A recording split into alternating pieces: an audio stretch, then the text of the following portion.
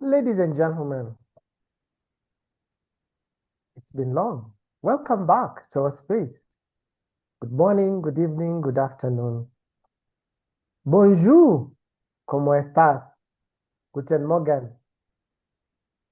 Habari yenu, habari yako, wherever it is you're joining us from. And welcome back to another sensational edition of the 360-degree brand story, where brands come alive one brushstroke at a time. We have this conversation to demystify everything about storytelling. We do this so that storytelling can be part of your daily activity. We tell stories with how we show up, how we speak, how we sell, how we serve, what we sell.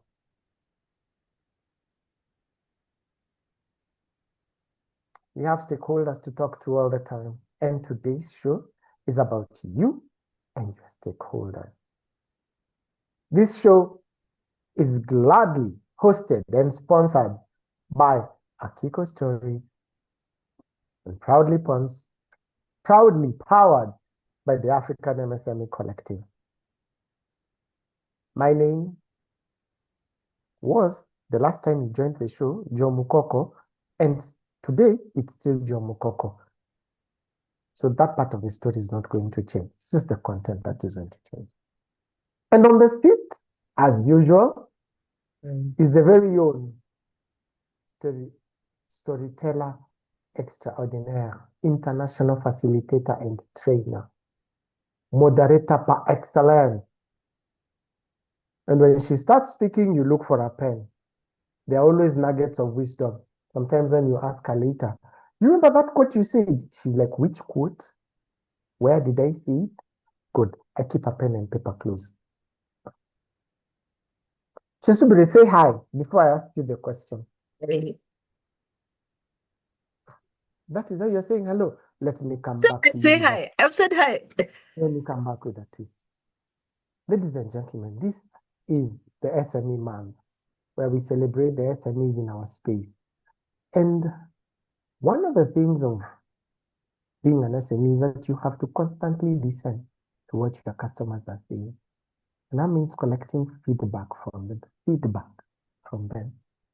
Painful, raw, then refine it. The raw sometimes burns your heart. You can actually get acid reflux. But then when you take it and refine it, then it helps you to make your product to be something beautiful, magnificent, that will make them remain glued to you. As we begin this conversation, now that I asked Subire to say hi and she said hi, has given me an opportunity to throw a question at her, even as she gives us some story. Subire, how are you? I'm very well, thank you. Good. As we are having this discussion about feedback, is there a time that a client talked to you, and I'm not going to say it, you got it twisted, but you got some aspects of it wrong?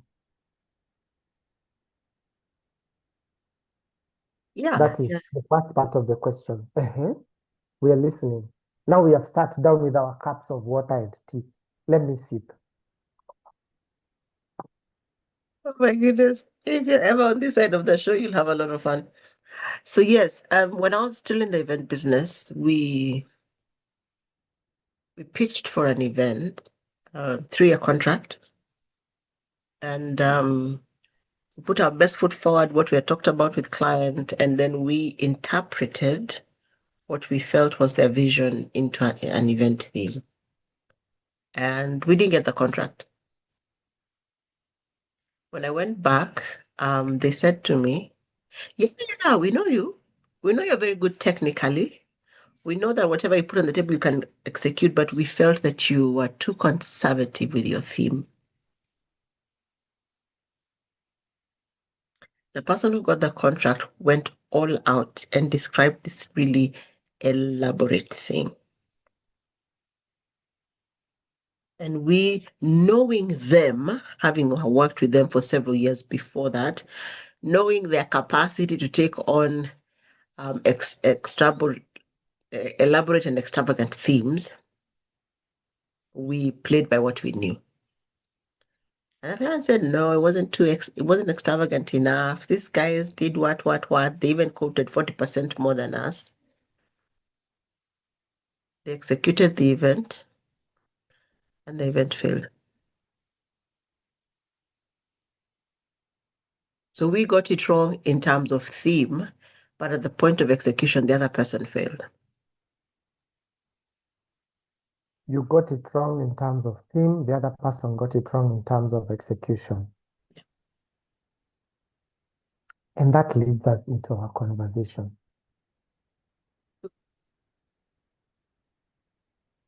You know that picture they told you you are very conservative? That will be our parting shot. In case I forget, please remind me. In this space then, means we have to practice active listening. So what is this active listening that we are talking about in terms of customer feedback? So listening, we all say is hearing what people say, right? In my book, I'm not going by any textbook. I'm going by in my book and how I define active listening. Active listening is hearing exactly what that person is saying. It means you are listening to their voice, number one. You are listening to the words they say, number two. You are listening to that tone, number three. And finally, number four, you're listening for undertones. You know how you can have a conversation with somebody and they say, that product is really, really good. It is good. But their facial expression, in fact, number five, add facial expression. Their facial expression tells you, hey, that product is bad. So you're actually listening to everything they're saying, their body language, the tone, the undertone, the words, and the voice. Yesterday, we were, oh my goodness, we're driving to church, and I was with two of my boys, my biological and one of my others. And there's a way. So one of them said, "So we're going there, yeah?" And then said, "Duh." No, I didn't mean. I said as a statement, but you ended with a higher intonation that sounded like a question. So the difference would be, we're going there, yeah, or we're going there, and we're going there, yeah. So when you say we're going there, it's done. The statement has ended. When you say we're going there, yeah, you're waiting for a confirmation from the other person. Intonation, right? Now, many of us are tone deaf. We don't hear the tones, we don't understand intonation, so we get things wrong. But when it comes to your customer, it's hearing everything they say. And it's also hearing the things they're leaving unsaid. So, how was that restaurant? It was interesting. So, I always follow up that question with interesting good or interesting not good. And then if they just laugh, you know it is interesting, not good. Or you went to see Joe. Yeah. What does that mean? So listening is combining all those things and bringing them together.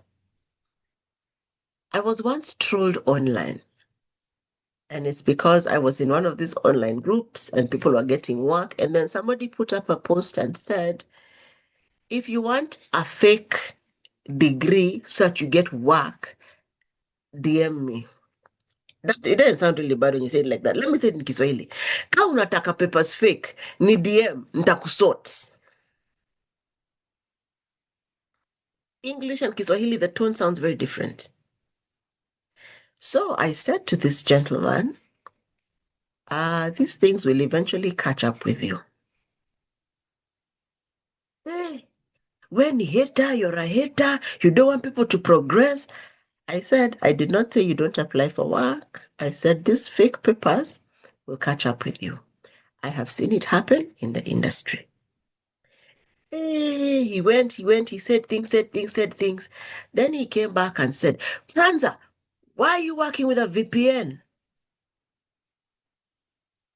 I said, aha, you know I have a VPN. What would be your first thought, Joe? Why are you working with a VPN? And we're absolute strangers. You don't know me before today. Why are you so interested in whether whatever it is I am using to access the internet? What's your problem? What you should hear is he tried to hack me. Yeah, that's what I'm saying. Why are you getting into my deeper into what I'm doing Yes. and I have not given you permission to? Yet I have full online profiles on every platform. So you don't need to try and get into my device. So I asked him, why are you trying to hack me? So what I'm asking, I said, the deeper issue is, yes, I work on a VPN. I've already told you I work with critical clients. So I have a VPN for my clients' data protection. And he went on this rant and I stayed level-headed. I'm like, why do you want to know where I work from? What's the issue? 24 hours later, somebody came and found the feed and started going at me, asking the same questions this guy had asked. And I said, young man, just read this whole feed. This matter was laid to rest 24 hours ago. What they had me saying is they had me castigating them and calling them back. All I said was, this will get you in trouble. From my experience, when they find out your papers are fake, you will lose work. Now, this was about Upwork, Fiverr, and all those things. Those made about maybe 2017. What happened to Kenya in 2023? We got blacklisted on all those sites. Yes, we got blacklisted on all those sites and closed. Yes, we're now shut out. Yeah. The feedback was, guys, make sure you have some form of papers. They had, I am against them finding online work. So the reality about active listening, it is through the filter of your background. You know the whole concept of rose-colored glasses? So if you're not used to correction, when somebody comes and tells you your product is not good, you hear castigation, you hear rejection. You don't hear, this is the part of the product that doesn't work for me.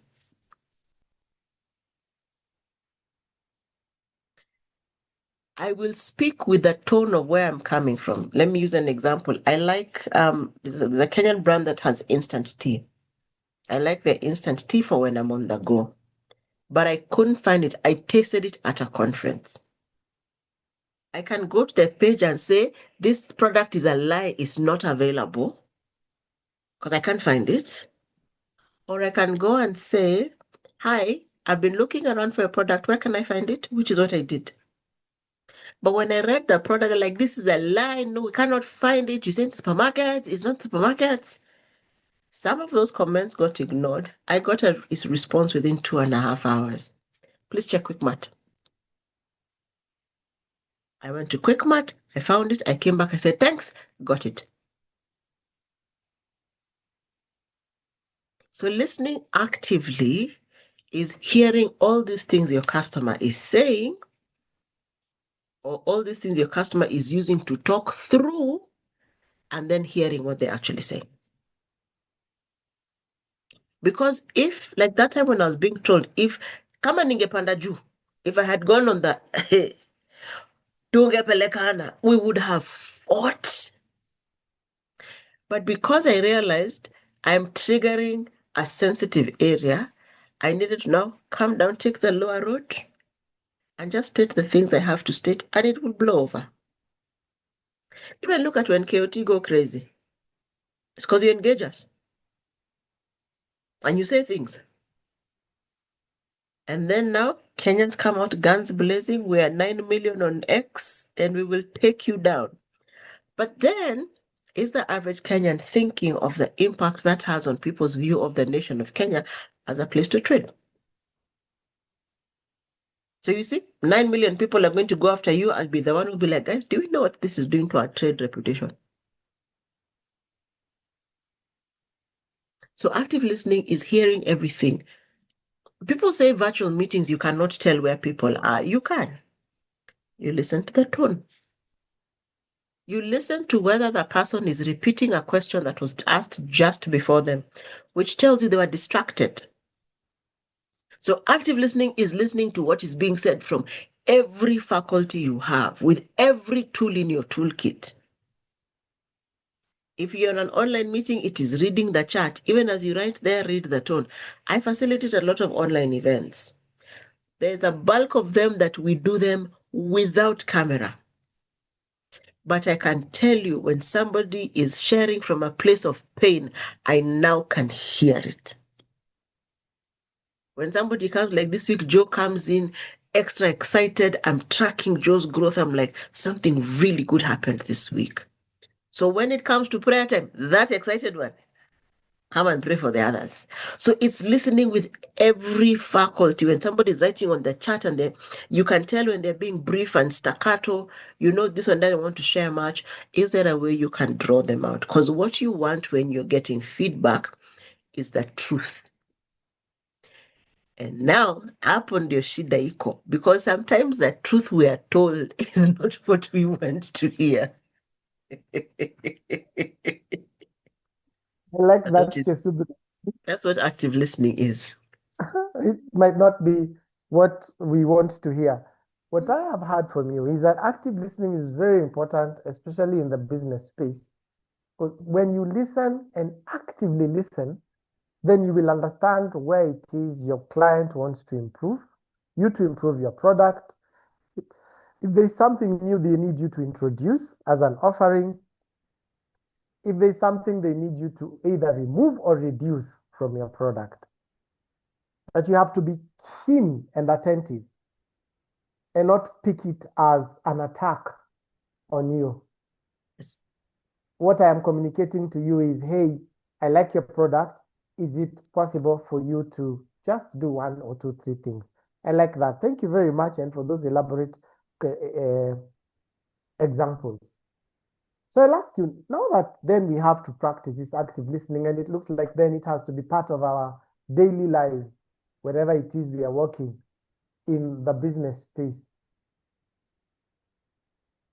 From where you sit and from your experience and all these people you've served over 30 years, what are a few effective then feedback collection mechanisms or methods that will make the customers speak up and for us to then now, as you said, listen to what is said, what is not said, the tones and the undertones. I loved how you talked about raising and flat. Sometimes we don't pay attention and we think it's excitement and it could be a source of concern. Okay, back to you.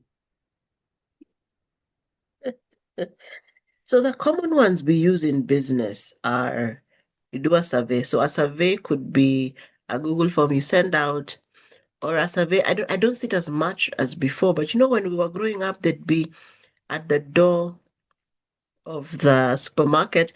I hope you found everything you needed. We used to have some really nice ladies there, or when you got out, some of them would be like, "Thank you for coming. Have a nice day." And they look at you, straight at you. Now I know they were gauging customer experience visually. The other survey were things like questions when your customers come. So for instance, I go to a certain butchery in City Market and I say I want meat on bone. And then they ask me which one. Do you want chuck steak? Do you want I don't know what? Short ribs, long ribs, and all. Now over time, they actually now only offer me short ribs or chuck. Why? Because I said I don't want mifupa mingi. I don't want a lot of bones. So instead of giving me 4 options, now in fact, they actually don't even offer me short ribs anymore because I don't want a lot of bone. I want meat on bone, which is like in my 1 kilo, they give me like 5 pieces of. I'm closer to steak than anything. But what has happened is over time, I have shopped in the same shop for maybe about a year and a half now. I usually I text with the owner if I don't have the time to stand and I want them to prep when I go in advance. So that's the other way to survey. When people ask what is available, you say this or this, and you make a note of what they pick more. That's the other one. The other way to get feedback is to watch people. In fact, if you're running, like, let's say you have a supermarket in a local area, go to your POS and see what sells most. Look at what you're stocking most. That's also a survey because you're looking at every week we buy 20 packets of sunlight, yellow, 1 kilo, 40 packets of yellow, half kilo, and 150 packets of the 200 grams. So then you know of those ones we buy, how many move and which category is moving most, and that's the category you stock. So that's also a survey because you're looking at your sales, you're looking at what people pick. Even when you're buying milk, have you gone to shops where there's only 2 packets of a certain brand but 3 crates of another? So surveys are a multitude of ways you can do them. The other way to do it is to do a taste test, and they do a lot of this in big supermarkets. They're launching or they want to expand the knowledge or use of a product. So like now over the weekend, Bio had a sweetened mala tasting. So mala is what is it? Fermented milk. That's what it is, yeah, mala. Fermented Maziwa lala. milk, fermented milk, Fermented yes, milk. fermented milk. So for some people, it's close to what we call I forget the name. It's another name we use. Anyway, when we bake, we've got a different name. So there was a sweetened mala they've been testing for about 3-4 weeks.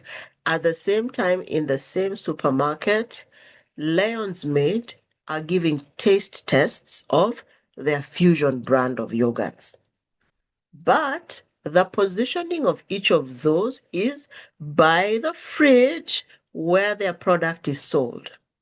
So Bio is further in the supermarket because their product is along a certain aisle. Same thing, but on the bottom end of the aisle. Leon's Made is closer to the till because that is where the yogurt is situated. And what are they doing? They're trying to see which size sells more, which flavor sells more. So that's taste tests. There's a new, Leon's Made have a new chocolate butter. So now they're testing it in the middle of the supermarket. Yeah, you know the way there's Nutella, there's Dairyland have their chocolate spread. So now Leon's Made have their chocolate spread. And then they will test it in the middle of the corridor. Because what happens there? That's where the children are pushing trolleys. So it is this little square of bread with some nice slathered. Mommy, I want chocolate. So that's where your target audience is. 2 aisles down next to the ice cream, you have Dairyland again tasting their premium ice creams. Because what have they done? They've gone in, they've redone their packaging, they've redone their products. There's classic, which is just the regular stuff. Then there's real fruit, and then there's deluxe. So then they're doing this. So you do taste tests where your market is best found. The other one is conversation. So very often taste tests and conversations go hand in hand. They're like, so how does it taste? So when I did the deal, and I was like, I can taste all the milk. She's like, it's premium, so it's full cream, 3% fat. I'm like, who told you I want 3% fat? Maybe I want skim milk. But the same guys, same brand, have a lactose-free ice cream. So I'm like, I don't like too much sugar. Maybe you should try the lactose-free one. It's not a special now, but it's there on the shelf.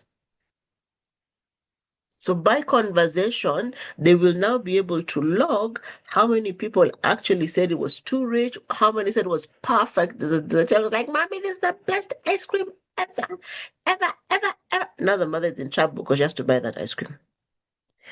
And then the final one, which is more expensive, that is not always done, is focus groups. Get a collection of people who look like your customer, sit them down, and then have candid, longer discussions. So all like the survey is just a touch point. Did you like it? Nah. Why? I can't tell. Okay.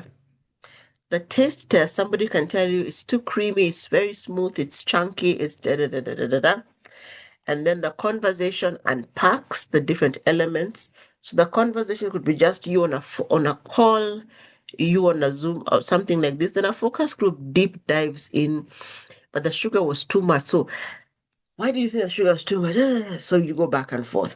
But they all of them bring you feedback to what you're looking for. And then of course in all of them you can use the online space. Mm. You can use polls. That's the other one I've just thought about. You can do an online poll. If have you tested this? Yes. What did you like it? So it's three questions. People give you feedback. Like the way we do virtual meetings, and the feedback mechanism is a poll. 4 questions at the end.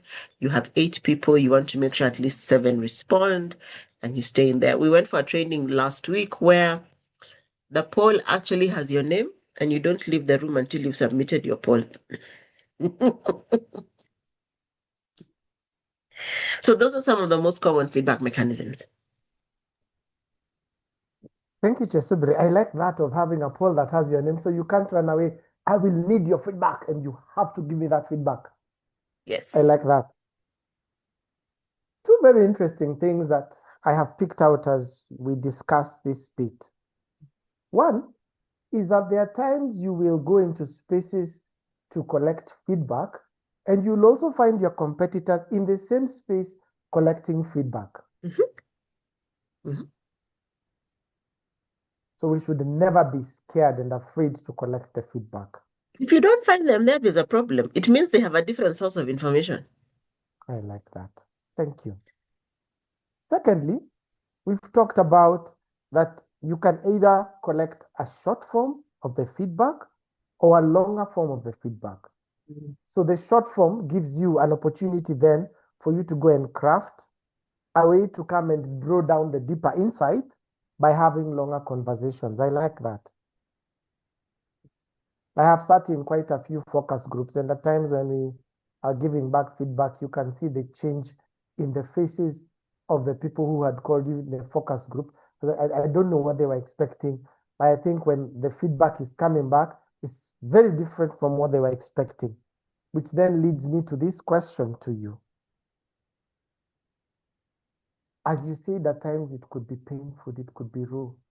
How can we go about taking this feedback and making sure that we've implemented it? Reality is, we won't always like the feedback. When you fail an exam, that's feedback.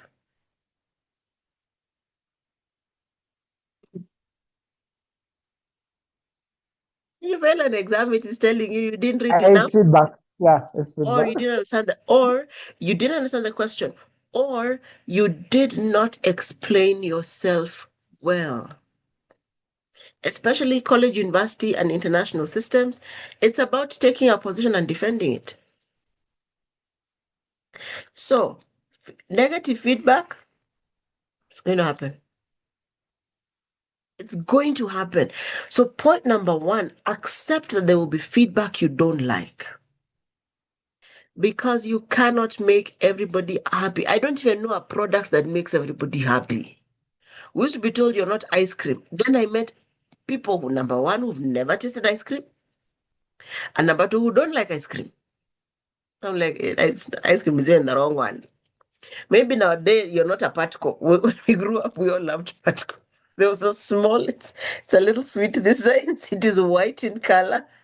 It is a powder. It's an amazing sugary. It wasn't that sugary, but it gave you energy. That's what we had.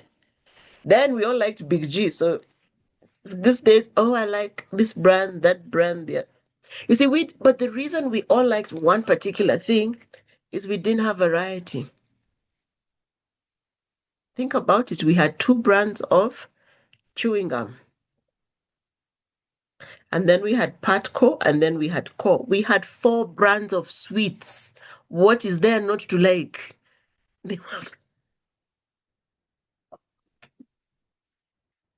So understand that negative feedback will always come. If all you're getting is positive feedback, there's somebody who's holding you back.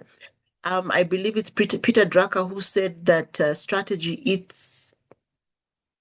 culture eats strategy for breakfast, right?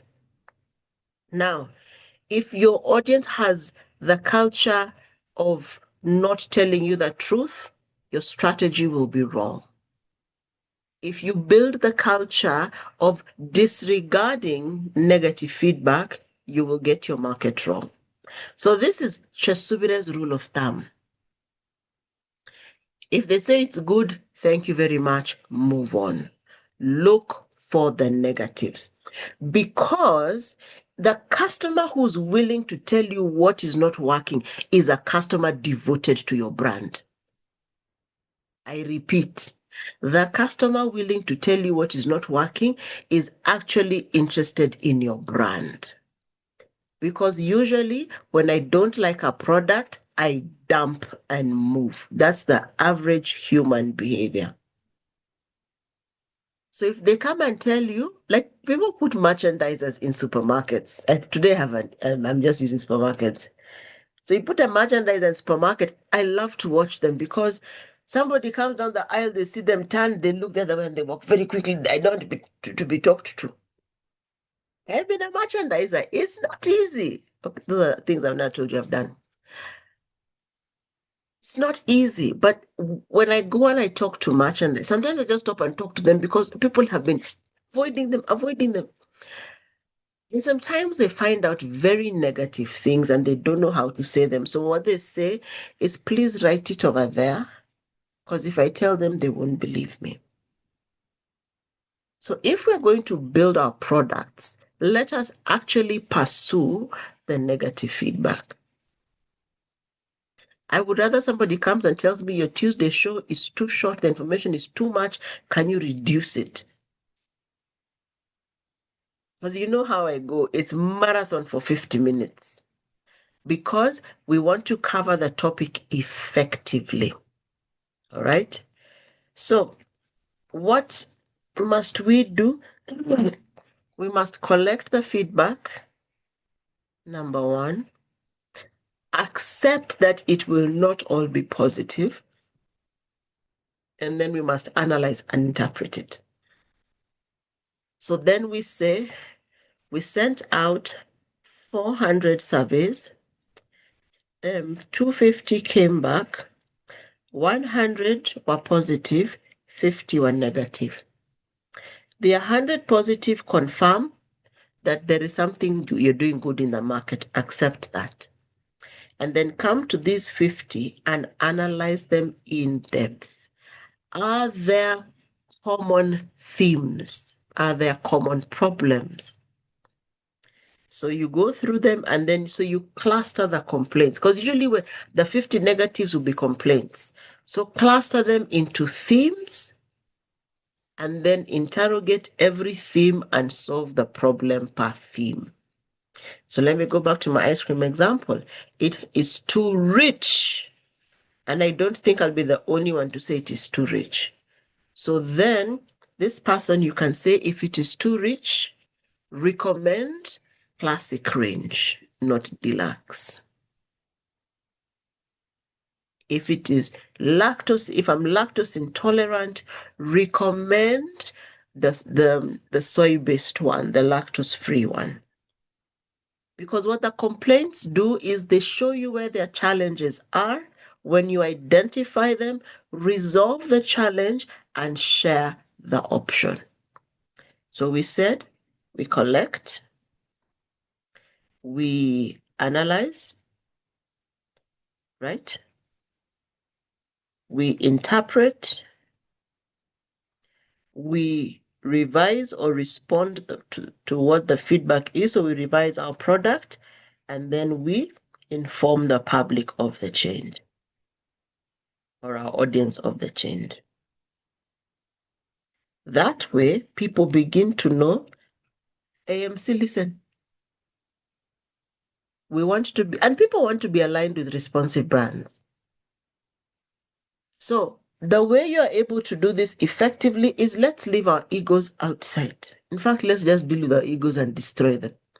You have a good product. Thank you very much. Now, how do we consistently meet the client? So how often do you feedback? Some people feedback quarterly, some people half yearly, some people annually, some people at the end of every event. Feedback is the breakfast of champions. That is what will help you grow your product, connect with your market, and keep moving.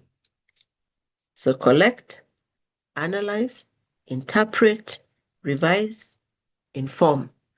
Rinse and repeat. You're doing this on repeat, repeat, repeat.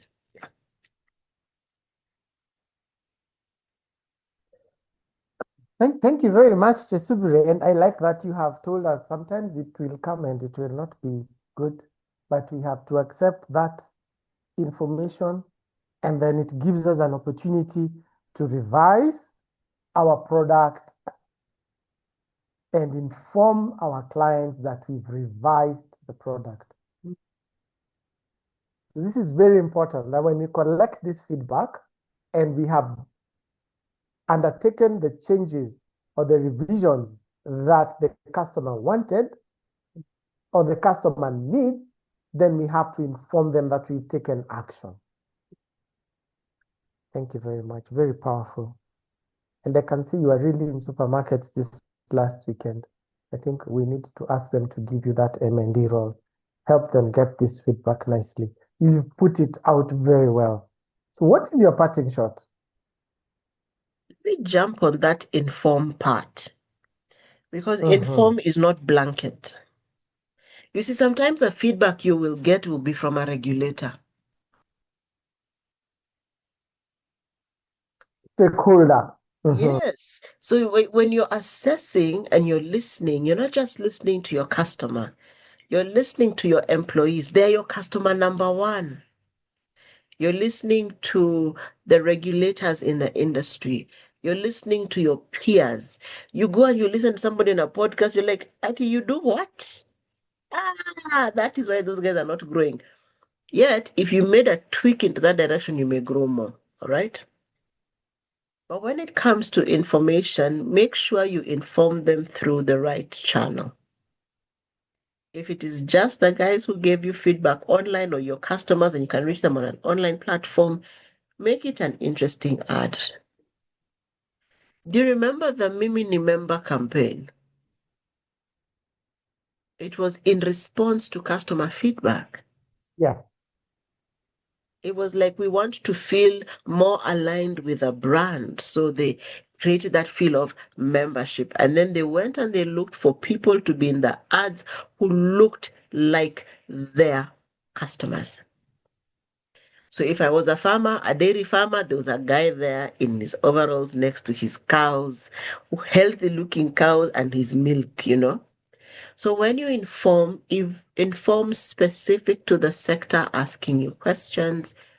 If it's government, of course, you probably will not put an advert, but you'll write an email to the respective person. If it's your customers, if they're in your database, you'll send them a text. If they're online, you'll put on an advert. But when you inform, make sure the language, the location, and the format matches the specific stakeholder. Back to you, Joe. Thank you very much, Chesubiri. It must match the stakeholder.